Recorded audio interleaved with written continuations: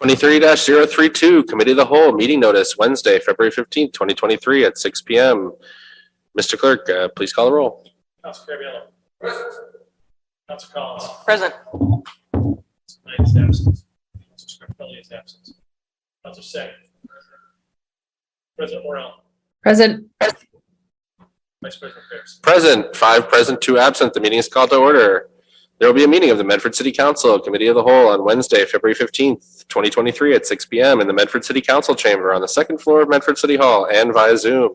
The purpose of the meeting is to discuss the draft waste removal contract request for proposals, paper 23-032. The committee has invited DPW Commissioner Tim McGivern, Alicia Hunt, Director of Planning, Development, and Sustainability, and any additional representatives of the Office of Planning, Development, and Sustainability or the DPW to attend this meeting. For further information, aids, and accommodations, please contact the city clerk at 781-393-2425. Sincerely yours, Nicole Morrell, Council President. So with that, we have a draft of the RFP for the new trash contract. For the context for folks, the limited context that I have on it is the city currently contracts out trash services. Our current vendor is, I believe, Waste Management. That contract is up, and we are discussing the RFP to vendors for waste removal. The citywide collection, disposal, and processing of solid waste and recyclables for the new contract. And we have a draft RFP before us, put together by our procurement officer to Director McGivern, or Commissioner McGivern, Director Hunt, for our review. So at this point, I will happily turn it over to one or both of you to give a presentation, and then we can move to questions from the council. I'll recognize Director Hunt. Mr. President, do we refer to you as Mr. President since you're chairing the meeting? Call me whatever you want. Mr. Vice President. Sorry. If you don't mind, I'm going to share screen. Absolutely. Prepared some slides. So we are actually going to split this between us. And I'm Alicia Hunt, Director of Planning, Development, and Sustainability. There we go. And I will start the presentation. So first, I did just want to acknowledge the Solid Waste Citizen Task Force that worked with us on this. Some of the members are here with us in the audience, and as well as several of the members are online as well. This evening, we wanted to actually recognize that Steve Dotero was a member of this task force. He was very active and extremely helpful. And Steve unfortunately passed away this fall during the course of our work. And so we just did want to acknowledge that this evening. So the task force, we were also supported by Strategy Zero Waste Solutions, Jeremy Drake and Gary Liss. And Jeremy is on the Zoom as well, if there are questions best answered by him. So the task force met during the fall. They met very frequently. They volunteered to meet more often than we asked of them because there was enough work that we needed them to, and they felt called to do that. They helped with the survey. They did outreach themselves, staffing tables, going out on their own, talking to people. They reviewed the results with us. They made process recommendations. They made recommendations of what you'll see in this RFP, and they helped us vet assumptions that we were making. So today we're going to go through, going to quickly on the background of what's going on today, what the process has been, our timeline, and then I'm going to hand it over to Tim to talk about the RFP, the goals, our evaluation criteria, and discussion with you all. So just so that everybody is aware, I know the counselors know this, but we did have in 2010, we signed a contract with Waste Management. In 2021, we selected Garbage to Garden as a recommended curbside composting. We did this year extend the contract with Waste Management 1 year because we have been advised that if any contractor is selected, and even if it was to be Waste Management and they were to change their services in any manner, they would need a year to ramp up in order to have proper staffing, to acquire new vehicles, et cetera. We've been advised that even Waste Management told us that they would want a year between the old contract, between the signing of the contract and starting a new contract with us, in addition to any other vendor wanting that time. This year, we also selected a preferred mattress hauler. Mattresses are no longer legally allowed to be disposed of in trash, which is what had been occurring in Medford. And we brought on Help C as a textile collection hauler.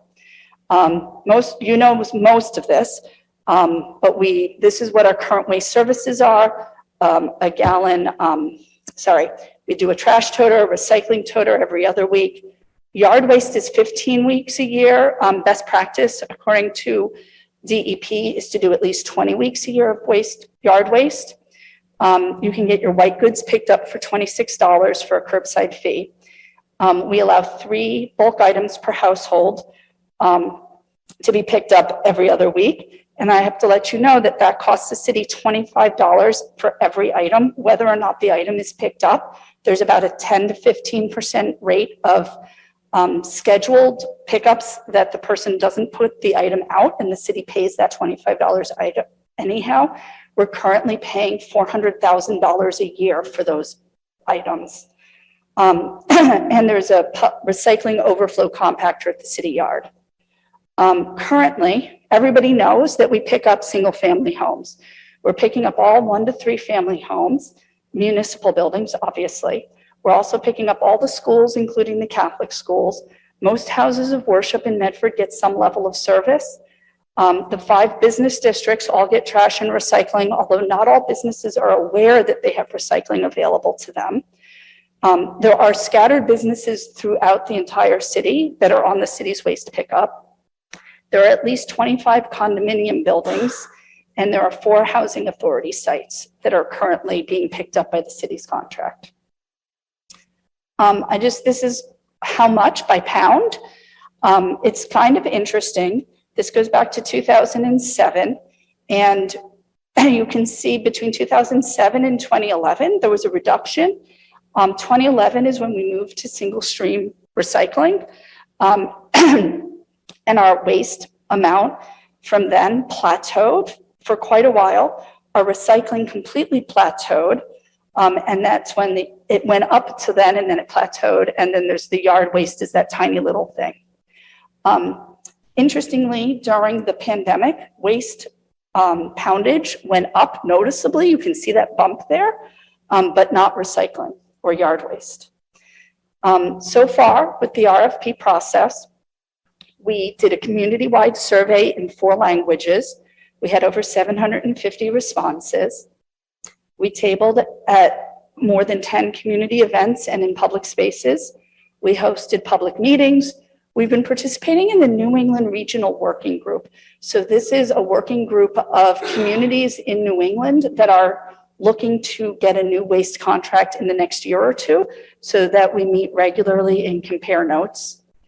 And then the consultants have spoken with 10 regional haulers, including Waste Management, but 10 of them, and all the major players have expressed interest in proposing for our contract. And then we've been strategizing on RFP approaches and options. Oh, sorry. So I realized that people were probably going to want to know what we learned from that survey. The biggest thing that people really pushed was that they wanted more education and clarity on waste. That was really the biggest thing we heard from them. People wanted more recycling. They wanted more yard waste pickup. They wanted more composting, organics pickup. And they wanted more options for how to dispose of different types of waste. And there was concern about rodents. I'll just touch on rodents to say that our health department is very supportive of composting, because it's commercial composting in these containers that have locked lids. And our garbage cans and our dumpsters do not have locked lids, but the compost bins do. So they're actually very supportive of this. In response to this desire for increased recycling, the DPW has actually been working on putting together a hazardous waste disposal day. I don't know, do you want to give this to them while I keep talking? So it's this Saturday, it's Saturday, April 8th. And there's a flyer for that. This flyer is going in all the water bills of the city in the first week of April. The graph sort of indicates it's really hard to read, but it's about what different kinds of things people want to dispose of, how satisfied they are with the current process, and what different processes they want. It's not really, we could go into it if there's interest. So this is actually, I shouldn't have asked him to hand those out, because looking ahead, what's next, And this is our process moving forward. Tim, do you want to just use my computer to show the graphs there? Sure. Okay. All right. All right. My name is Tim McGivern, Commissioner of Public Works. Thank you for hearing us and having this discussion tonight. So what's next? So this is a timeline that we have in front of us. So the key step here is reviewing the RFP and having pre-proposal meetings with haulers. That's really what's happening right now. That's taking us into March. We're going to receive proposals back in June 2023, and then awarding a contract in beginning of July 2023, and then 12 months later, July 1st, 2024, the new operations begin. Okay, so I'm not going to read all these goals. You can get into the details, but out of all that work that Alicia just talked about, we came out at this point in the process with some goals: controlling the cost, fairness, transparency, expanding the recycling and composting programs and service, taking a step towards zero waste, and also decreasing multiple haulers in our business districts, seeing if we can capture that in the process as well. Some procurement notes, just so everybody understands, is a process that we're following, but it doesn't fall under typical public procurement law. So we're exempt from a lot of the laws. However, it's very important to understand that we want a very competitive process. We are doing an RFP process, so we're going to be reviewing proposals that different haulers give us, and then we're going to evaluate those proposals and look at the prices that they're offering associated with those services, and choose based off of specific evaluation criteria that is defined in the RFP. So this allows, obviously, a competitive marketplace. It allows us to compare prices for services proposed by different companies. And it also allows us to negotiate that service and price when we enter a contract with whoever wins that contest effectively. And one of the ways we like to partner with City Council is we'd like to enter a contract that's longer than 3 years with options for extensions as well. So moving forward, especially when we get into the contract stage, but likely before that, obviously, coordinating that with you all. So the way that the RFP is structured is, as you can imagine, there's a lot of services kind of within the realm of solid waste services. So we have broken this down, obviously with our consultant, to a few different scopes that bidders can bid on. They can bid on all three. I'm sorry, the language I'm using, it's not a bid. They can respond with a proposal to all three or just one. So as you can see, scope A is the major scope. That's our trash, that's our yard trimmings, that's our recyclables, white goods. So the bulk of the products that we dispose of. Scope B is organics, so that's your curbside compost pickup. And then scope C, bulky items.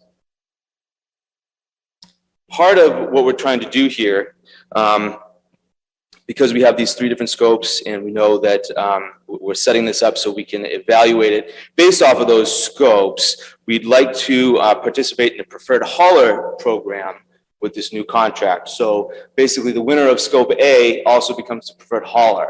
In order to do that, we would need to continue our partnership with City Council to have a ordinance in place that would tie together recyclables and trash disposal from our haulers that enter the city and do service here. So Councilor Collins, I know, has been working on that. We've been in communication.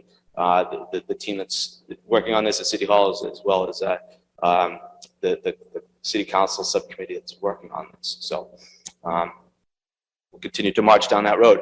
Basically, this is a way to create efficiency, minimize the number of trucks. So in other words, the preferred hauler that is solicited from a large office building or something like that, they can work their route for those private services with the city route, create efficiencies, and we charge a user fee that captures the fuel costs and the disposal costs of that waste that then gets put into an enterprise account that feeds back into the system to help us pay the processing fees. So we have a lot of detail on that, and we could certainly answer questions tonight, but we're going to have more time to answer those questions and get to the bottom of it. Scope A, so who are we talking about? Who are we servicing? The goal here really is to not really, we're mimicking what we do now and we're trying to improve it. So that's really the key here. But we'll also try to add transparency and some sort of clarity on how the process works. So residential dwelling units that are between 1 and 4 units, commercial buildings that are relatively small, up to 2,500 square feet. Business districts have services now that we're trying to mimic moving forward. Houses of worship, K-12 schools. So as you can see, the list is very similar to the list that Alicia presented on what we're doing now. Probably the biggest difference is those condominium buildings are no longer included. So that's one of the bigger takeaways here. And that's really to level the playing field and to get us on track with what is best practices out there. And one of the ideas that I think a lot of people have in their mind is these rows of carts that are serviced and picked up. That's not ideal. So we would like to move to more of a container system and a preferred hauler with a lower rate that is negotiated. So that's really the direction we're trying to hit. So the scope of services, the change here that we're exploring is moving from every week trash pickup to bi-weekly trash pickup, but that goes right alongside compost pickup. Compost is the dirty, smelly, wet, heavy stuff. Trash is the drier, not as smelly, not that big of a deal to have sitting around a little bit longer in your garage type situation. So we're looking at changing trash to every other week with a 64-gallon container, and then keeping the recycling the way it is. That really wouldn't change much for the average user. And then the every other week trash and weekly compost, like I said, go together. So what today is compost and trash is separated in the future. So you're taking, 25 to 30% of your, whatever the number is, 50% of your trash, putting it into the compost bin with a lockable, a sealable lid, and putting your trash into another bin that is getting collected every other week. Knowing that that is relatively new, cutting edge, it's the direction we'd like to head in. We're also getting prices in this process so we can understand what weekly trash pickup looks like as well. But I will say we're looking at balancing costs and controlling costs here too. So obviously we are looking at what happens when we increase costs for compost pickup. We have to find some place to decrease costs to stay within a reasonable budget. So that's the game that we're playing, and we'll have a lot more pieces to play that game with once we get responses back from the RFP. Evaluation criteria, this is where City Council could certainly help us. This is something that will be some work, and it's evaluating what comes back in this proposal. It's obviously, if not the city's biggest contract, one of the city's biggest contracts. So what we'd like to evaluate it based on is experience of the haulers, references those haulers have, key personnel qualifications. We anticipate working directly with somebody as a liaison from one of these companies directly with the city. Transition and implementation plan, which is going to be critical in my mind because I'd like to iron out every possible wrinkle of operation before we implement. Plan of services, what exactly are they doing, how are they doing it, and what can the resident and other expect. Financial responsibility of the company, customer service, outreach and education. That's a huge piece, as Alicia mentioned. That is going to be something that we're going to be exploring, getting some help on, understanding exactly what the city is going to need to do from an outreach and education standpoint. Environmental benefits, value-added offerings, and anything else. I also say the outreach and education, we're also asking, I've noticed in the RFP, we're asking the respondents to help us out considerably in that arena as well. So that would be part of the expectation. They're just not going to let us hang while we try to transition to potentially a new set of operations. All right, well, thank you very much. And rest of the time is we could take the discussion where you'd like to take it. We have our consultants on board, and we're happy to answer questions and take it wherever you'd like. So if you could, just on the timeline that's up on the screen, is that ideal, or are we going to have to get there by, is that June, July 2023? And sorry, maybe the transcript is covering what I can see here. Okay, start services July 1, 2024. So that's why we're awarding, because we won a year.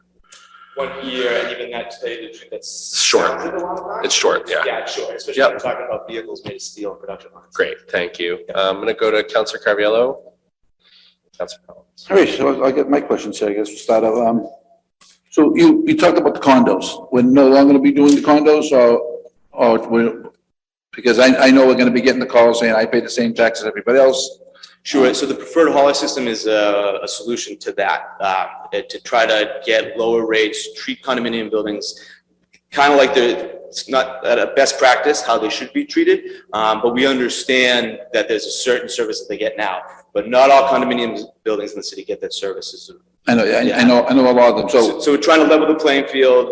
We understand that there may be some hits and some issues, but that's why we're trying to go with the preferred so hauler. would there be negotiation with the condos to maybe go with the preferred hauler to take their waste also? Yes. Right, so the idea is that the preferred hauler will give us a price list. Right now, if you are an entity in Medford and you need waste service, you call up the different vendors, you have to figure out who the haulers are, and they give you different pricing. And sometimes they give you different pricing based on what you need, but sometimes they give you different pricing based on the day of the week. And so the idea would be that there would be a price list, and they would know, and that everybody who wants a 12-yard dumpster would get charged in Medford the same rate for the 12-yard dumpster. And in theory, that's going to be a lower rate under this contract than it would be today, because we would be recommending them as the Medford hauler. So they will give us lower rates for our community, because we're recommending them as the preferred hauler. So it'll be easy for these condos. There will be a price list. They'll see what the price list is. They'll have somebody from Waste Management come out and say, how much waste are you generating? How many units in your building? Here's the size that you need. This is what you should have, and here's the price. So in theory, this is going to lower the rates. I mean, I can't promise any rates until we get our proposals back. So the condos will have the opportunity to get the city negotiated price. Yes, absolutely. I am in favor of the extra yard waste because, because I know myself. Everybody's doing their own yard work. I am in favor of that. What is the feeling on the bulk items if people would have to pay for them? So the best practice for Mass DEP is that you charge at least $5 an item. Right now, we're paying $25 an item. We want to see what sort of proposal the different vendors are giving us. We do want to charge back to residents at least the $5 an item. Part of the best practice system for the state is the more boxes you can check on their best practice list, the larger an annual grant that they will give you automatically. So it'll get us more points, so a larger grant for the city. We also hope that if people are charged some nominal amount, $5 or $10, they will put the item out. They won't forget to put it out because they actually paid for this service. It'll also help offset the cost to the city. Did the survey reflect people paying some type of nominal fee for the bulk items? Was that asked in the survey? So we did ask about that. So Madeline is here as our graduate student who worked with us on it. I actually wanted to acknowledge her. She had class, so had to come over late, and she really dug deep into the results of the survey. And we asked about that in the survey. And yeah, I think we asked if people would be willing to take. can you just, then they can hear you on the Zoom. You don't have to bend over. Yeah. We asked people if they would be willing to pay more for their trash collection services, and people mostly said they would need to have more information about that. They didn't say no, but they said I maybe. mean, if they pay maybe 50% or something, or We didn't get into maybe the specifics. what do we get? 2 a year or 4 a year? For the bulk items, The bulk items, the ones that we pay for. It's- Three every 2 weeks, I think. 3 every 2 weeks. Yeah, so maybe if we cut that down also. Cut that, I mean, how many bulk items do they get a week? I mean, We're up to like 17,000 or something for the year. No. I mean, It's a massive number, $400,000 worth, Yeah. $25 per item. And also, we did talk about this at the workshop with the public as well, and I do recall feedback being that $5 to $10 range is small enough to a lot of people that have a little bit of skin in the game, so they're going to be held responsible, because we get about 10 to 15% of no-shows, like Alicia was saying. So Yeah. it's pretty frustrating that we're paying for that. So just a little bit of money. So if the city's paying some percentage of that, just looking to the resident to have a little skin in the game, make sure that, that they get the product out on the street in time for pickup, and go from there and see how that takes. Is that number if I been may- going up? If you take the number, it's about 615 bulk items every 2 weeks. That's a lot. It is. Like I said, I think we're at like 17,000. Yeah. Yeah, I did 400,000 divided by 20, Yeah, I mean, maybe you can look at maybe less of that. Have you noticed an increase in the bulk items? How is that? Is that trending up? Yes, in general, it's trending up, I would say. So I'm someone like the bi-weekly, for the boat things. Would the smaller receptacle handle 2 weeks, or Same size receptacle, so the same size. I mean, receptacle keeping what we have, would that handle 2 weeks worth of rubbish? For everybody, no. I think there's different levels of rubbish, but that's, I think, once you remove that compostable items and those go in the 13-gallon bin, the idea is that the 64-gallon bin will be enough for the 2 weeks. But, if there's overflow situations, we're going to have accommodations for that as well. So we'll still continue buying the bags? Buying bags, yeah, and we're going to look at what the haulers propose too, because we brainstormed what's feasible, but we're letting the haulers tell us what will work for them. Because I think they're currently like $5 a bag now, right? I think so. Yeah, because I know my wife buys them. Yeah. That maybe we can work on a better cost of that. The big thing to remember though is the stinky, heavy stuff is removed from that product that goes to the street. How much demand is there for composting now? So as of the end of January, there are 770 people in Medford who are paying for the garbage to garden service. And there are approximately, last summer, we last checked with Black Earth, there were about 500 people paying for that service. So that's. By people, you mean households? Households, sorry. So about 1,200, yeah. got it. 1,200 households are currently in Medford paying for this service. And so we do believe there is significantly more demand from people who either don't know it's an option or aren't willing to just pay So extra will they for it. continue to pay, or will the city pay? The idea would be that we would pay and they would not have to pay And anymore. what do you think would the estimated cost of that be? We actually don't know what a citywide compost What pickup would cost. because it's- are they paying per household now? So I'll tell you, they're paying $100 a household a year, but that's not going to go, it's going to be dramatically lower than that because that cost for a truck that's stopping maybe once or twice on this street and once or twice on that street, there'll be dramatic efficiencies. So of would there be scale. an appetite to lower the rate and have them continue to pay? So when we did do this, when we put out the garbage to garden, we got the lower rate. And so I guess if you're asking us if through this, we would ask residents to pay, then it would become an opt-in service. Because we can't require people to pay. That would be a tax. Or Well, I mean, required. if they're paying now, and if you're able to get the number down to a lower amount, maybe $50, $75, they would still be saving. Do we always do Medford Housing Authority? So yeah, Medford Housing. Because I remember seeing like commercial, regular trucks going in there, picking up. That's why So when the city rolled out, I can't speak before 2010, but when the city rolled out the TOTA program in 2010, those 4 sites that we listed, it's the 2 family sites. Don't make me say them right now. yeah, And then Walkling Court and the Fellsway Apartments have been on the toter bin system since 2010. The other facilities that the Housing Authority have are not. They're on a private contract that the Housing Authority pays for, but they would very much like to take part in a preferred hauler. They have been hoping for a while that they could, quote, piggyback on our waste contract. It's something we actually spoke with Jeffrey Driscoll, the executive director, last week about it.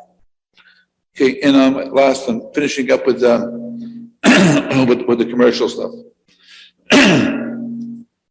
I mean, one of my peeves is driving through the square and seeing rubbish all over the place. is there, We would like to stop that. I mean, how do we, what is the plan for the So- business district? Yeah, thank you. One of the solutions that we're exploring and heading in the direction of is working with businesses with limited space, especially in the business districts, for container disposal. That sounds great, but it's a very challenging thing, just thinking about it. Where would you put the container? Yep, we already put the container. The city would have to help, I think, with some of potentially our public space. So there's some work to do there, for sure. Because what we don't want to continue is black trash bags in our squares once a week. Is there the option of picking them up in the evening, like some cities do? Not going to rule it out. Huh? Not going to rule it out. You know, like I say, you know, let them put it on, and then they'll come by like at midnight, because I mean, most of these companies are 24-hour companies anyways. Yeah. And they would pick it up, you know, rather than leaving it out. You know, and that's, I say, I think we've all gone through the square and seen rubbish blowing all over the place. Another thing is, I noticed like certain businesses are like overload us with cardboard. Is there some kind of fee that they should be paying for the businesses that, I say, I drive by certain ones and they get mounds and mounds of cardboard there, which is beyond normal. In a dumpster? Well, they just put them out in the street and we take them. Okay. Like if you drive by like on Salem Street, where that imaginary restaurant is, you go by there and he's got, probably hundreds of cartons of, thing there. The package show up in the hillside, you go You by talking there. about Tacuba? Yeah. So there's, there's these places that they do over and above what, maybe they should be limited to, or let them take it down to the city yard and do it themselves. I mean, I just interject, when I used to work at what used to be Rosa's near Salvatore's, and I did put out the trash. Yeah, I mean, yeah, And say it's like they just put tons it of in, boxes. yeah. I mean, there's normal trash, but they put out in some places, put out inordinate amounts. They should have a container that's appropriately sized in a right spot. Maybe they share it with someone in the future, and they have a preferred hauler agreement with our. I know, like years in the past, we tried to work with the chamber to find that, somewhere to put a dumpster where people can, you know, where the businesses can do it. I mean, there's not many places in, you know, in the squares. So, that have, so we're trying to keep all options on the table. We're trying, we're trying to set up a framework so we can work with the hauler to really focus in on some of those solutions. Because right now, I think you're highlighting it. It's very challenging. Yeah. So Yeah, like I say, that's always been a peeve of mine, living, you know, yeah, if that'd be something I'd like to see if they can get it at night, you know. we'll keep that on the table, and Yeah. I think that there's more work to do there, is really taking a close look at how we do the areas with limited space, commercial entities that want, you know, service. I think we're stepping in the right direction, having a preferred hauler, having it set up so we can assist with trying to figure out the best way to haul stuff out of our squares. The way that it's happening now, there's so much room for improvement. Do we pay for the container down at the city yard with the cardboard? Yes. We pay for the haul away, so we own the. We don't think, and how much are we spending right now on?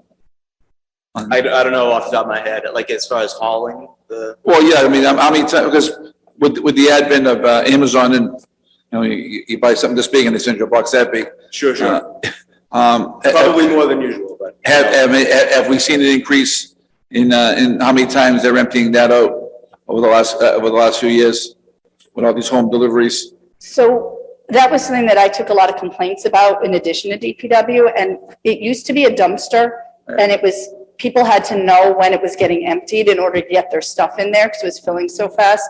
And about 2 years ago, in the middle of the pandemic, we actually got a grant and replaced the dumpster with a compactor. And so now that gets picked up once a week. And I've not heard about it being overfull. Like, I no longer get complaints to my office. No, I'm just saying, But they were. I mean, have we seen an increase in the amount of time that it's being emptied in the advent of Amazon, all of a sudden people getting delivered to the house now, you know, with the amount of cardboard? I mean, I know when I get some, I can't fit it, you know, I don't want to take up all the space in my recycling, so I'll bring it down there myself, but, Are we seeing that being filled up more than we have in the past? We can look, I don't think we've asked for it to be hauled away more than usual. So, but that doesn't mean much of anything. I'll have to get back to you on that, get you an answer. And Probably more. one last suggestion that I have for people, the haulers do not take any kind of wood or anything from your part. So maybe, if there could be some kind of dumpster at the city yard, that would be monitored when people bring like maybe small amounts of like wood and things, maybe they, like I say, you can't, the haulers won't take them at all. And he goes, if you put it in, they'll just take it out and they'll just leave it on the ground there. So maybe, a dumpster or something, for these, and only open during hours. That's so, you don't get construction guys, but for the guy that's got like maybe, a few pieces of wood or something, and they can bring it down and get rid of it. Hard to monitor and enforce, but Well, I mean, that, the other stuff is fine, but, I think there's some of that might happen already a little bit. We do have a dumpster, we pick up, it's, we don't advertise it. We use it for, people who dump, clean that up. Yeah. People who leave Yeah, whatever on the streets. Yeah, so, every now and then, I think. but as I do have people that, geez, I was doing a little bit of work in my bathroom and I get these pieces of wood and they wouldn't take them. Yeah, we would need a sort of another arm of operations, I think, to do that, maybe. Yeah. So, anyway, but it's worth keeping on the table and talking about, for sure. That's about it for me for the. Thank you, Councilor Carabello, and Commissioner McGivern, you just advertised it. Yeah, but, no one heard that, nobody heard that. I literally just got a phone call about this meeting. I'm going to go actually to President Morrell on Zoom, and then I'll come to you, Councilor. President Morrell. Thank you, Vice President Bears. Thank you, Commissioner McGivern, Director Hunt, and all the members of the Solid Waste Task Force. From my work, I have just a little bit of insight about how much work goes into process of choosing new waste haulers. So I really appreciate all the work everyone's done and for the presentation tonight. Just a few quick questions. I know I've already raised this to you, Tim, but I just want to raise again, just with the increasing the number of yard waste pickups. That's great. But just thinking about when, if it's possible to shift that. I understand, as you've said in the past, trying to avoid that first snow. And I know it's going to take some years before we see a pattern, but I think, we're having people doing yard work later and later into the year compared to past years, with a warming climate. So I just kind of want to throw that out there for one consideration, because I know I did have a number of folks reaching out saying, I'm just breaking my yard now, and I've missed the window for yard waste pickup for this season. So don't have to respond, but I just wanted to flag that one. I'm really happy to see that there's a focus on or a desire for education. To that end, are you seeking, or do you know if any of these haulers will be providing data back? So you might be able to tailor that education as far as contamination or issues like that we can better communicate to the community that where we're seeing challenges as far as like what's actually being able to be processed and getting to the right streams. The short answer is yes. So one of the things we'll be evaluating is what they can offer for technology. We're already seeing the technology change as far as data collection goes and enforcement goes. So we expect more of that, and we do expect that the responses will have information on how, what they can collect for data and how the city might be able to use that, especially when it comes to making things more efficient. So I hope to see some of that. Great, thank you. And then with regards to composting, I know there's a few different services, and we're already in some sort of discount program with Garbage to Garden. Is there consideration for what type of processing the composting would have, whether it's like, I don't think it's biofuel is the right term, but there's the organic things like that go to actual composting for your garden, and then there's generating fuel from it. Is there consideration for that, or is that like very into the weeds? Yes, so that would fall under the category of the end disposal site. So where is the compost going? Where is the trash going? Where are the recyclables going? So they do have to respond to that, and we are considering it as part of the criteria. There's a couple of different common ways that you can deal with compost waste. One of them is similar to what a wastewater plant does and has bacteria do a lot of the work. And then another one is just the sort of the farm way to do it. You mix in the browns and the greens and take care of it that way. So two very different processes, two different results, two different end games for compost. So I think we look at a little bit more favorable to do it the farm way, but that has challenges associated with it. So there are benefits to doing it the anaerobic or wastewater style way as well. So both options on the table, and we're going to be interested in what the haulers have to say. Great, thank you. And last question for me for now. When you were talking about the option of taking trash to biweekly, you said 64-gallon bins. Is that the size of bins we have now? Okay? Yes. Yep. Thank you. Okay, that's all I have for right now. Thank you. Thank you, President Morrell. And I'm going to go to Councilor Collins, but just depending on how long the rest of the questions take, around 6:55, 7, I'm going to ask my colleagues deference for me to ask my question since I have to leave at 7:30, but go to you, Councilor Collins.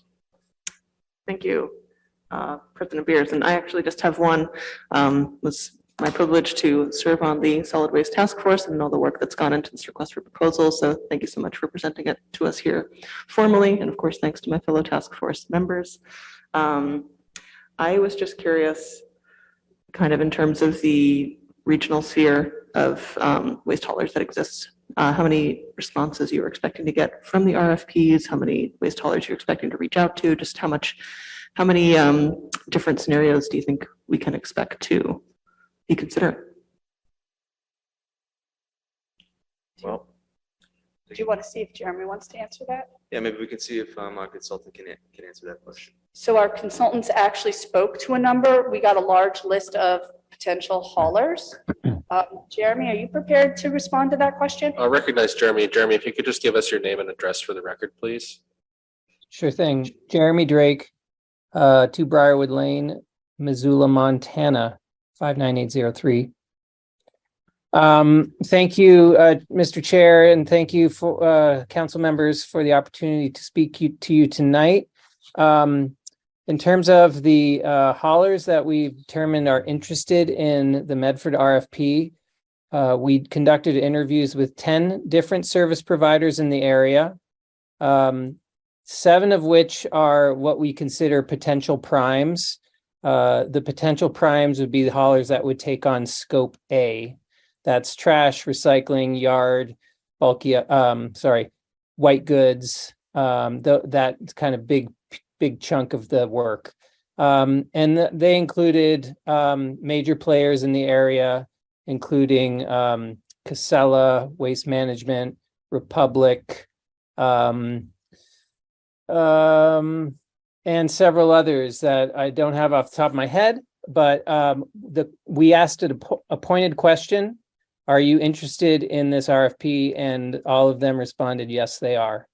One of the key pieces there was that they picked up on the preferred hauler piece, which is really a way to create a more efficient waste and solid waste and recycling system for the entire city, which creates efficiencies and incentives for more businesses to get on board with the preferred hauler. As the preferred hauler gets more businesses, we're going to be asking in the proposal for rate reduction tiers. So what we spoke with the haulers about was this assumption that if they get more businesses, which means denser collection routes, their costs will go down. And so we're going to ask them, what are the tiers at which you can guarantee rate reductions for everyone in the city that's paying for your services? Is it for every 100 new businesses that you sign up, you can drop a certain amount? Every 200 businesses, you can drop a certain amount. And that's the kind of incentive that's going to build up this preferred hauler system. And so the haulers we spoke to all caught on to that and said, oh, so if we don't respond to this, we're basically giving up our future in Medford. They understand that this is an opportunity for them to compete for the future of doing business in Medford. It's not that they'll be excluded from doing business in Medford. It's just that the market is going to create the conditions to support that preferred hauler system. Thank you, Mr. Chair. Great, thanks, Jeremy. Are you good, Councillor Collins? Great, thanks, Councillor Collins. I'll go to Councillor Sang. Thank you. One of the things that you've mentioned and that Councillor Morel has noted was the point about education. And I was wondering what, in terms of education, we can do from the city end when it comes to trash and communicating that message to our residents.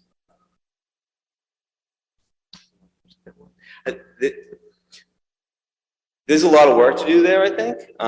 We have options. So Alicia mentioned a grant from DEP, so there's some potential revenue if we do this right that we could look at having some help, some funded help. There's, taking advantage of the hauler and what they propose. So they'll have a key personnel staff. What are they offering, and how does that work into the plan? Then we may have existing staff work on certain things, like you've seen a flyer tonight, things like that. So I think that there's a lot of prongs on that fork, and we don't know exactly how they all align at the moment, but we know that we have a lot of options on the table, and if we do this right, we should get some funding to help with it. What's really important in my mind is the fact that any change that we make to anybody's sort of daily or weekly routine, we're going to have to drum it into them to help change it. And there are a number of ways to do that. And I think Alicia's office is really good at that. My office and offices are not as good at that, so we're hoping to continue that sort of collaboration. Obviously with the mayor's office as well, and anything the city council can offer. And we'll just kind of attack it the best that we can with a strategy. Right. I think that a number of people have asked about stickers on the containers. It says what goes in them. In this day and age, that's like a no-brainer. In my mind, people have said, why don't we do it this year? And I suddenly picture who is going to put 18,000 stickers, because that's how many toters that we have out there for recycling right now. But if we had a new hauler, then that's part of a new contract. Would in fact perhaps be putting stickers, right? If it's somebody other than Waste Management, they want to cover the Waste Management on there. If it is Waste Management, then they can take the time to go out and put these stickers informational on. I mean, that's just one little thing. But that's sort of where we've been trying to think is like, how do you really get this into people? And we will be needing to think about, there are the people who actually want more information, and we're trying to push out more information about what you can recycle and what you can't. The state's been working on standardizing it to make it easier for everybody. And then there are the people who just want us to take their waste away, and they don't actually care.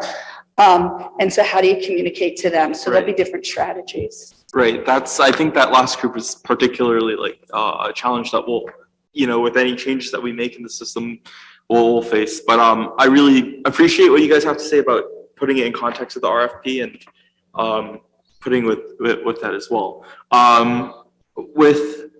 With the survey itself that you guys fielded, I heard that it was a great success, even from people outside the department and outside the task force.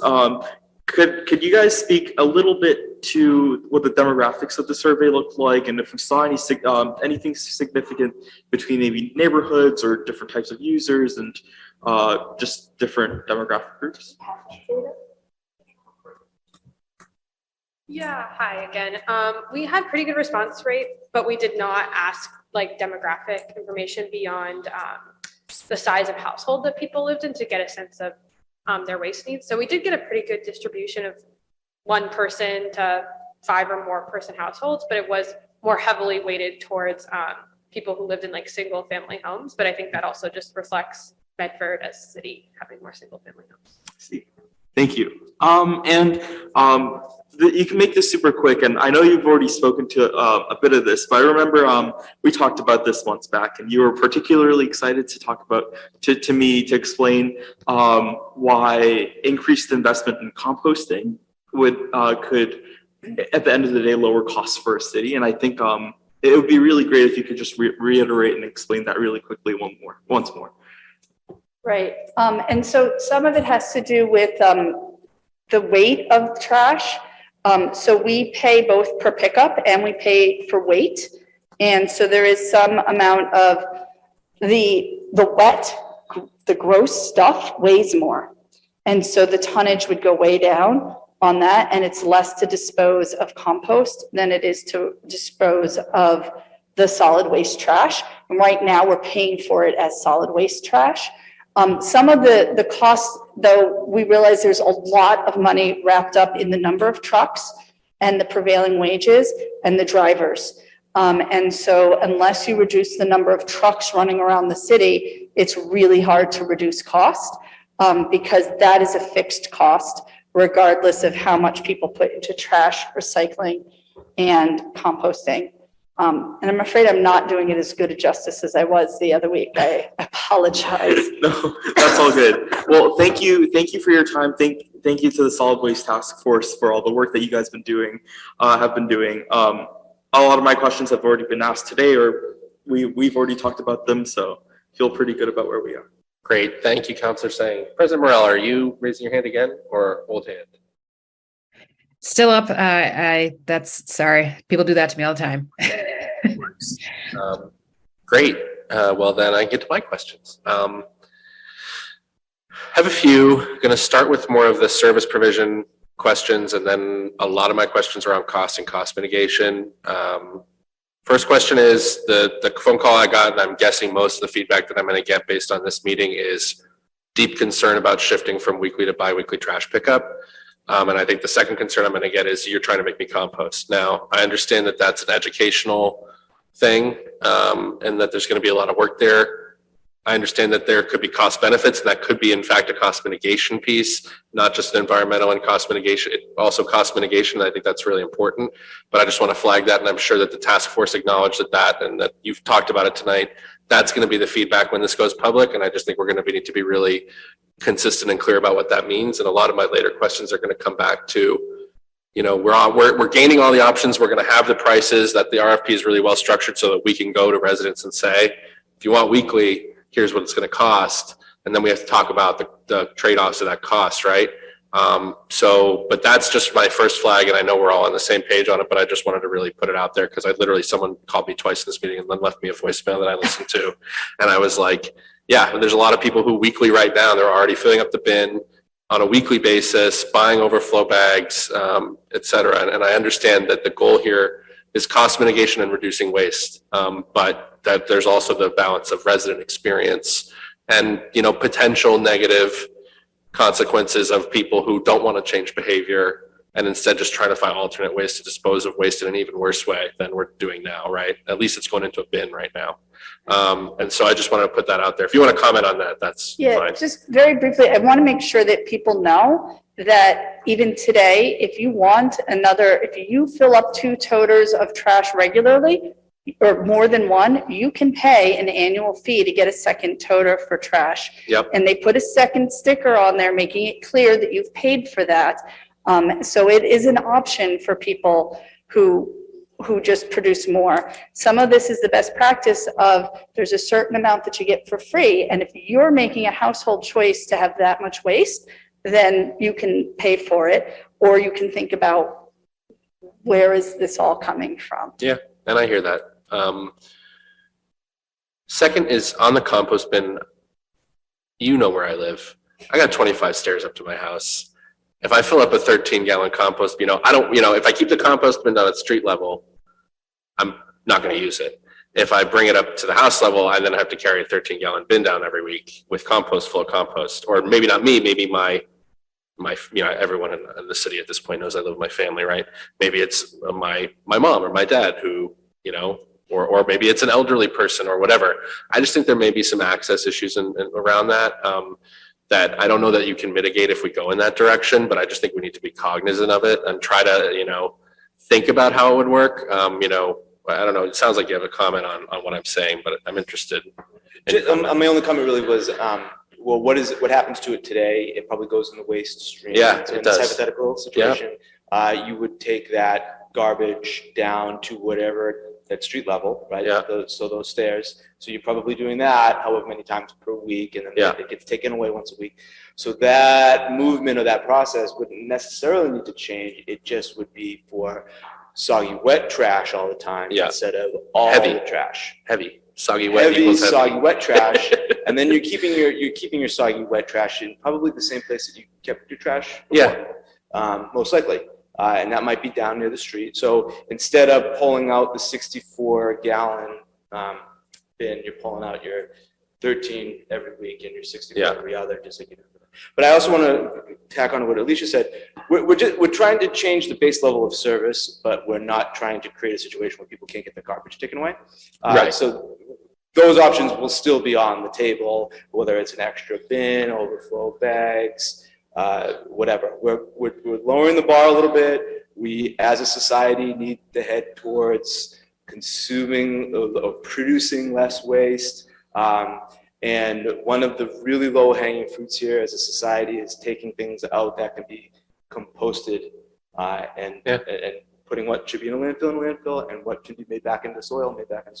Yeah, and again, I just think the reason I say it is it speaks back to the education piece. Absolutely. I think maybe even being specific on the access piece, and I'm saying access piece because it's a very specific situation that I have, that I experience. We use very small trash bags, is why. And we expect completely that there are going to be wrinkles and issues Yeah. and things that we didn't think of. So we look forward to those challenges. Yeah, and I appreciate that. And it's just on this specific one, like Absolutely. how to use compost, we would never carry the 64-gallon thing up the stairs and down the stairs every week, but we may do it with the compost. And I think just kind of trying to make sure that there's something there where people, maybe people will feel like maybe a burden is being added, and, trying to communicate why, at the very least, why that's happening. And for the reasons that you just outlined, both it's better for the world and it's better for the city in terms of what we can afford. Should save. I was going to say that we do have an example of those 13-gallon toters in the hallway on the third floor of City Hall. Great. If anybody wanted to see what that looks like, you may also just notice them around the city. So you can see what it kind of looks like. I will tell you that in my household, now that we put the compost out, that kind of goes out just about every day, depending what's in there. If it's just coffee grinds, I don't take it out every night. But the garbage and the trash in the kitchen, I take it out once a week because Yeah. there's nothing gross and smelly in it. To be clear, all the bones, all the grease, everything can go in the compost bin. Oh, wow. So it actually, it reduces us needing to take the trash out every day. We don't do it anymore. Yeah, and exactly, and that kind of, pictures, images. I mean, if we get to that point, on-site demonstrations, but that kind of thing. Thank you for that. Going into the budget, I did this because I don't think it exists anywhere else, but I've run an inflation-adjusted budget of the city back to 1980. Not exactly all the way back to 1980, but I have 1980 and 1993, and trash costs are a huge driver of, but it's a huge cost increase. Since 1980, FY80, we're paying 330% more for the trash contract. That's after you adjust for inflation. And since FY93, it's about 25% more. So obviously there's a big jump in there, and some of that has to do with actually inflation itself. But in any case, it's a huge cost driver. It's $7.5 million this year, I believe, around there in the DPW budget for this contract.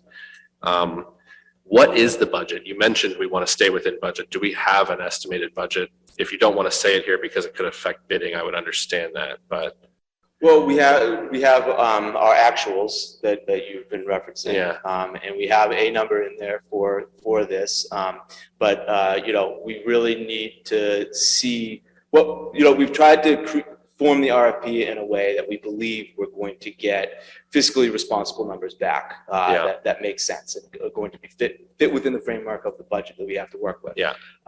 With that said, that is going to be part of the budgeting process. Yeah. And what gets allocated for that line, for sure. Because we're talking about services for the residents. I had mentioned before that we're trying to mimic existing services with some improvements to meet with the times, stay cutting edge, do what we believe is best for the city when it comes to grants from DEP, et cetera, et cetera, et cetera. So knowing all that, we've designed the RFP to be able to put together multiple options from a budgetary standpoint. So Yeah. that we're very much hopeful, and we believe, based off our professional consultants' review as well, that moving to every other week and reducing that number of truck movements is going to be significant. Processing compost is cheaper, as Alicia was saying, so there's savings there. Less weight of trash for processing, so there's savings there. But we also want to understand what the cost would be for every week trash. So Yeah. same scenario, but every week trash, and understanding that.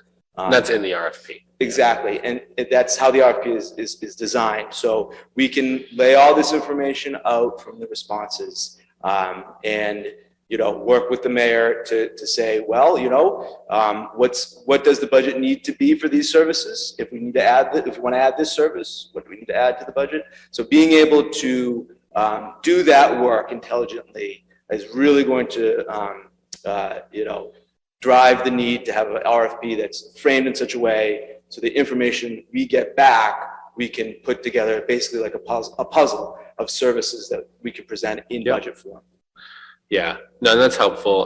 I guess my question is there going to be a goal in there to keep the escalator, or if there is an escalator every year, under 2.5%, which, as you know, is our statutory requirement. We can only raise taxes 2.5% a year. Yes, so Okay. we are proposing a cap as far as, I think it's 2%, right? There's a cap built in there Great. for increasing fees. So basically the issue would just be what's the gap between like what we're paying now at 7.5 and then what the new initial price is. But once we have the new initial price, we won't have it crowding out other expenses because we're trying to keep the cost below 2.5% growth per year. Yeah. Okay. And the reason I say all of that is, again, the more we spend on trash, absent the ability to raise additional revenue, the less we spend on everything else that we do. And we already don't spend enough on everything else that we do. That's right. Yeah. So I'm sure that kind of gives you an idea where we're at and the kind of our guardrails and our compass on this, which is why we're approaching it the way we are. Yeah. To make sure that we have, not quite a la carte, but we have responses for different scopes of work, handling different groups of scope in different ways. And Yeah.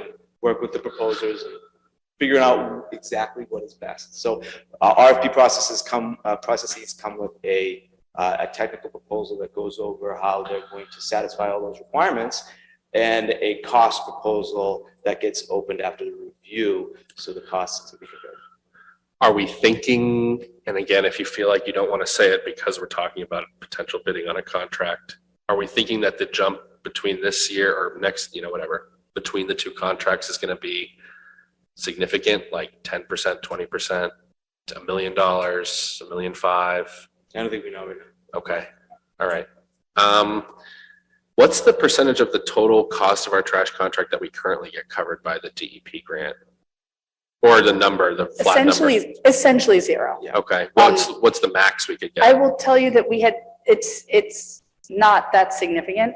So we had been getting nothing from the regular grant because we didn't meet enough of those criteria to get a grant back from them. They changed up the process and we got 14,000 this year. Okay, 14,000 over formulas. 7.5 million, yeah. Uh-huh, Okay. right, which is why I say it's Yeah. nothing, but that is real money for us to do Oh, outreach totally. and education, but Yeah. it's not an impact on there. What could we get up to if we were meeting all the baseline? No.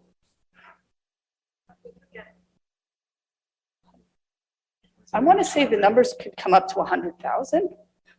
Right. It's a six-figure number sticking out my head. Okay. So Yeah, Yeah, yeah. substantial, but again, when you. Yeah, but in the less than 14.5, Yeah. whatever 1/7 is, or I can't do that in my head, but yeah. Those types of revenues will really help us with the education outreach piece. Yep, understood. Is it possible, and I would guess probably not, given the nature of this, is it possible that we could, well, I guess a few questions, and these are pretty specific, and if you guys don't have the answers, that's fine. I guess my question is, say, we get the prices back and it's 8 million for biweekly, the biweekly trash, and 11 million for the weekly trash. And a lot of people in the community, have an uproar, they want the weekly trash. is it possible to have a contract where we could have an option that we could exercise, either to increase the frequency of service or reduce the scope of services? And the reason I say that is, like, could we potentially say, create a revolving fund to pay for our trash contract, and then there's a large community uproar about this issue, and we say it's a $3 million difference between the two things. If you want weekly trash collection, we'll put a $3 million override on the ballot, and you can pay for it, and it'll go into a revolving fund. It could only go to trash collection, but put that question to the people themselves. Like, is that something that we could even consider or possibly have as an option here? Because I just want to have, it's a highly theoretical question I'm asking, but it could be a potential process where we could, ask voters themselves to make the decision on what they would like to see with this process. Good question. Is it a procurement question? So this doesn't. Maybe a Bob question. Yeah, I mean, so the contracting doesn't have to follow the typical public rules and process, so you can negotiate at times where you normally couldn't. Yeah. So my gut wants to say yes to that question, but it really is almost like a procurement law question. Yeah, or Fiona, yeah. Yeah, exactly, and I'm not sure if she's on here. I think she is. She is here, yeah. Fiona, if you heard that question and want to chime in, the question was, could this contract that we entered be renegotiated mid-contract, basically, for more services? Yeah, for more services or potentially for less services. Or potentially for less services, yeah. Like I said, my gut tells me yes, but Fiona, Fiona, you're unmuted. If you could just give us your name and your title. Can you hear me? Yes. Fiona Maxwell, the Chief Procurement Officer here in the city of Medford. And I'm paying attention to the meeting, but I actually did miss your question, Tim. So if you don't mind reiterating. That's totally fine, Fiona. It was a long-winded question for me.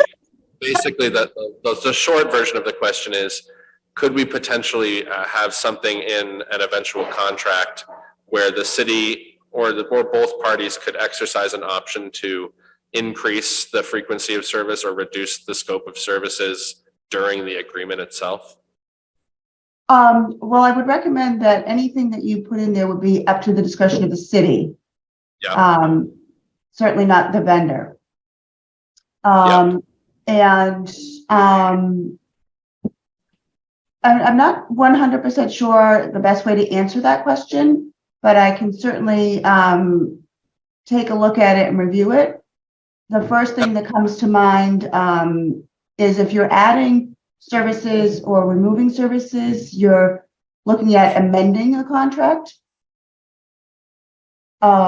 So I would need to do a little bit of research in order to provide you with an accurate, answer for that question.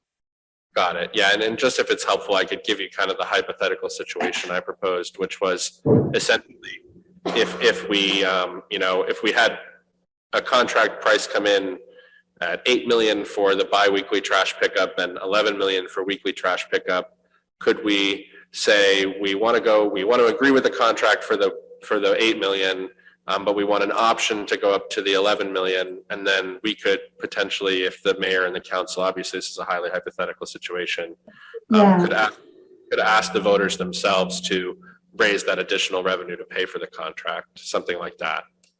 Okay. Let me do a little bit of research for you and provide you a response to that question. Thank you so much. Yeah, My sixth question may also be a little bit out of the box here. Did the task force at all explore, or has city staff at all explored insourcing the program? And is there any way that would cost less than outsourcing it to a private vendor? And or is regionalization a potential option, like looking at neighboring communities to see if we could get a better deal by partnering with more than just Medford? I don't know if it's legal, on the regionalization one, but yeah. We didn't explore regional options. We kept it within the bounds of the municipality. As far as in-house goes, I thought about it, but we're not set up for that. That would be a much longer transitional period. Yeah. contract ends, June 30th, Yeah, 2023, we would be hard pressed to ramp up operations for in-house waste disposal in that Yeah. time frame. Very hard pressed. That's probably not possible. yeah, That would be a long-term vision, long-term plan if we ever wanted to do that, I think. yeah, We probably need a new facility, bigger one. yeah. Bigger than the one you got now? Yeah, we need a transfer station. Yeah, yeah, There- yeah. There's so many things that we would need, and we would need to do it according to the law and all that. Which Right. is very different than when it was done like that in the 70s. the Right, 60s, right. So it's very different atmosphere. I think there are still some municipalities that do it on their own, but it's rare. So, we're not looking to do that. Yeah, no, and I just asked it because, again, it's such a cost driver and maybe an option out, outside of this box. And I appreciate how much effort's been put into the in the box option because I think we're going to get really good data to make a good decision. But those kind of things, maybe it's for the next contract and, hopefully you'll both be here because I think you're both amazing at your jobs. But, maybe it's for the next contract, thinking about a regional option if that's even possible. Because as you pointed out, we're going to get some economies of scale on certain things now that we don't, currently are not. Basically just be bigger economies of scale potentially. So I'll leave those more outside the box questions at that. Last question is just on the process beyond that timeline that you outlined. So we're looking at an RFP now. We're getting our input and questions into it. You're going to get quotes back and kind of get into agreement. And the goal is to get that done by June 30 of this year. Who makes the final decision? Is it just the mayor or do we have a role in the process? Well, the role that this body has is the longer agreement, longer than 3 years. Okay. But, obviously the mayor is the executive contract signee. So, that final say would be hers, except for the piece of having a contract longer than 3 years, which would be on the table for city council. Okay. So if we were trying to enter a contract longer than 3 years, we would vote on that. Yeah, and we'd like to. Yes. Yeah. We understand that best practice is 7 to 10 years. Yeah. What we have in the RFP right now is 7 years with 3 one-year extension options. Yeah. But that's because that's where the sweet spot. It is my understanding that it takes 7 years to depreciate one of these trucks. Yeah. So. Okay, I'll do one more outside the box, then I'll go to Counselor Singh. Are you raising your hand? But I have one more. Okay. Oh, go ahead. I was just going to say, I do know that there are folks at home who are concerned about the bi-weekly transition. Obviously, we've heard the merits to it, and it's a discussion that we're going to have for a while yet. Right. And so there's going to be tons of time for people to write in and ask questions and have their questions be answered. And we're not making any final decisions. Right. Yeah. No final decisions are being made in this meeting. If I could just ask my one side outside the box question here. One of the things we've seen is just that, again, the cost of waste removal is going up over time. Now, maybe my question assumes that will always be true, but and best practice I'm hearing from DEP is 7 to 10 year contracts. Would a longer period maybe mean locking in a lower price for a longer amount of time for the city potentially? Or is that just really not an option? Well, it's an interesting question. I think if I was a company and I was entering a contract agreement, the longer it is, the more enticed I'd be to have a lower rate. Right. So I think your logic is sound there. So I think there's risks associated with entering a contract for such long periods of time as well. Yeah. So I think those have to be weighed. 7 to 10 seems to be the recommended sweet spot. Yeah. For waste management contracts. I mean, again, and it's your RFP and you put a lot of work into it.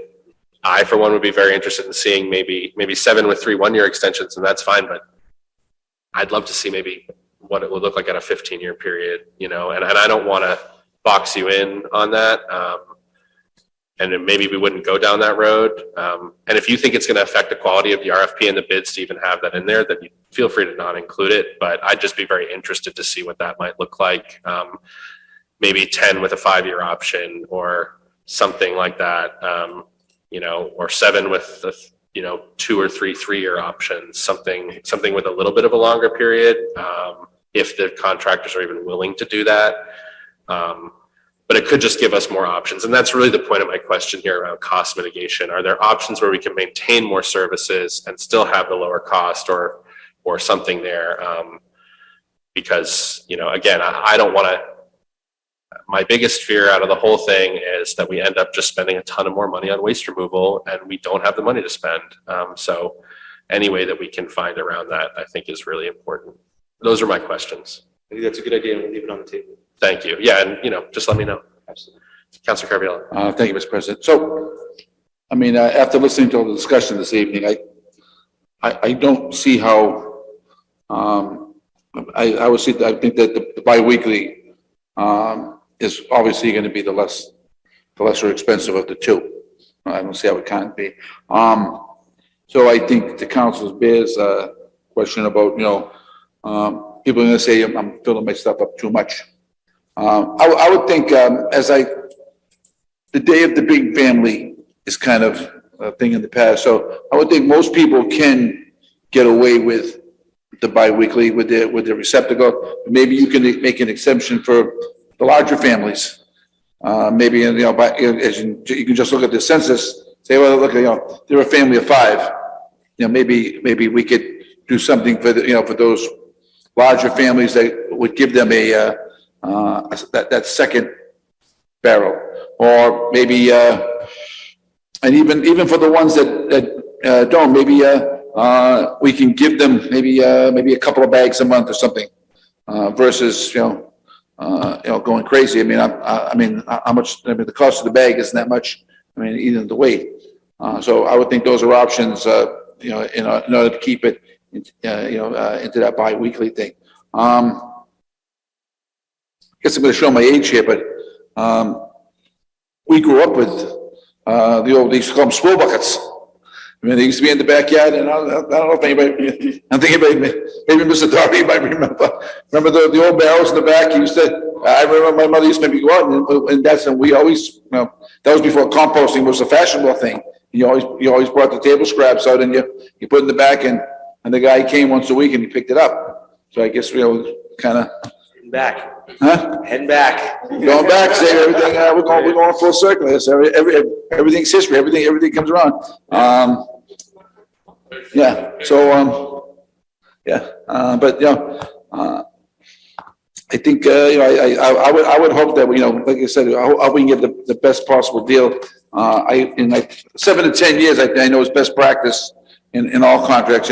Maybe you can go 7 to 10, maybe with a small, maybe an option on a smaller option. But I don't know. Going out 15 might be a little dangerous end for us. Yeah. But and again, I want to thank the committee for the work they did. A lot of work and time goes into this, and this is probably one of the biggest decisions city's going to make for the next 10 years.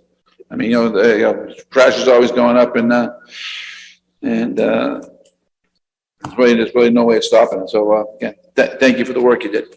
Yeah, go to Councilor Collins.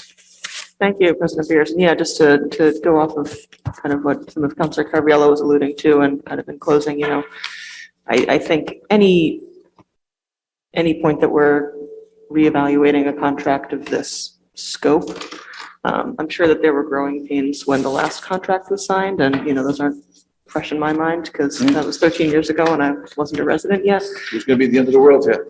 We went up when we switched over to waste management. Well, yeah, I think to your point, I think there's always going to be some friction in getting used to a new system. And I think that this is an area where we can consider, what do we want to have set in place in this contract so that 25 years from now, we can say, wow, we're so glad that we started composting 25 years ago. We're so glad that we made it easier to recycle 25 years ago. We're glad that we took this particular line item budget off of the DPW at this particular time. So I think it's great that we have a long runway to be thinking about some of the wrinkles that might occur based on some of the changes that might occur based on some of the responses that we might get. Obviously, we're all still in the kind of hypothetical run-up phase right now.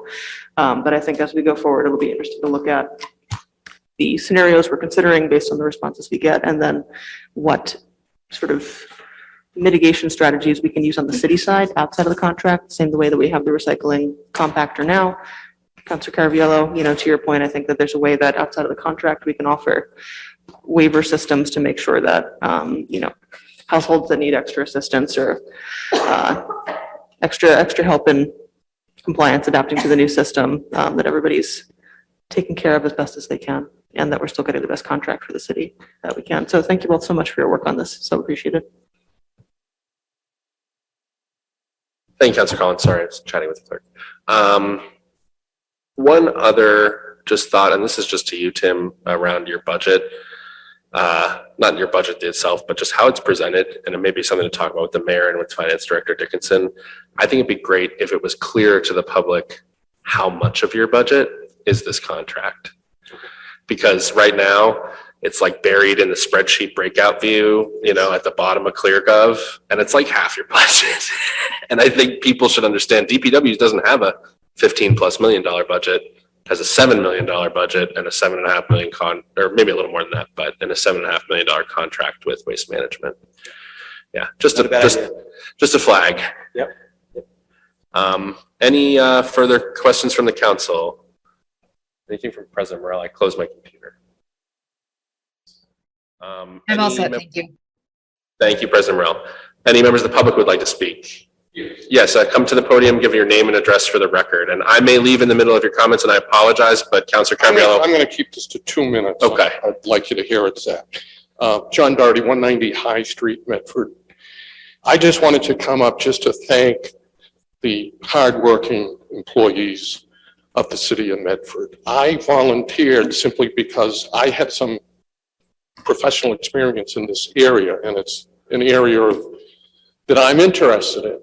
But I just would like to say to the people in the city of Medford, the mayor, I don't know her, I volunteered. I think this task force committee system worked perfectly. There was so many contributions by all the committee members.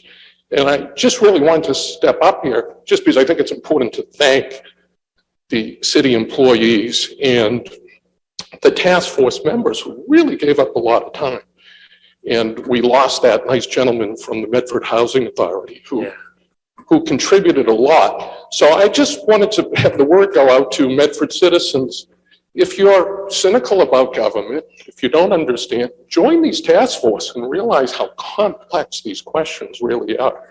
And at the same time, you might really be impressed with hardworking people. And I can say also a thank you to the final word to the consultants. They were excellent. And there wasn't any question that we couldn't put forward. And I just wanted to make sure that that was part of the record here. A very sincere thank you. And I know I speak on behalf of the other board members, but at least I want task force members, but at least I wanted one person to come up and make it. Thank you very much. Thank you so much, Mr. Doherty. Much appreciated. Yeah, and I will echo again our thanks to the task force, to our wonderful city staff, as the people who pulled this together. And we're at a great point right now. We're going to get a lot of information over the next few weeks and months, and then we're going to have a big decision to make. And that wouldn't happen. It wouldn't have happened without all the effort and work that's come in from everybody involved, including everyday citizens so far, on a volunteer basis, I may add. And we're going to need more of that going forward. I think, residents are going to have a lot of opinions about this, and we're going to be hearing from them. And I will make one last plug to your point. The city has many boards and commissions as well as task forces that meet regularly, public meetings. I'm sure there's open spots on them. And if you go to the new city website at medfordma.org, that's a way that you could apply to join and be on those committees and be part of what the city does. First, I'll make a motion to keep the paper in committee till the next meeting. Great. Motion by Councilor Caraviallo to keep the paper in committee. Seconded by Councilor Collins. Mr. Clerk, please call the roll.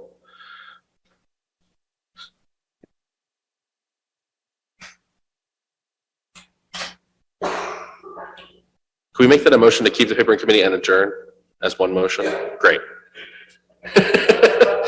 Thank you.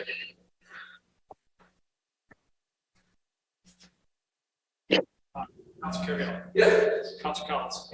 Councilor Knight is absent. Councilor Scarpelli is absent. Councilor Singh. Yes. President Morrell. Yes.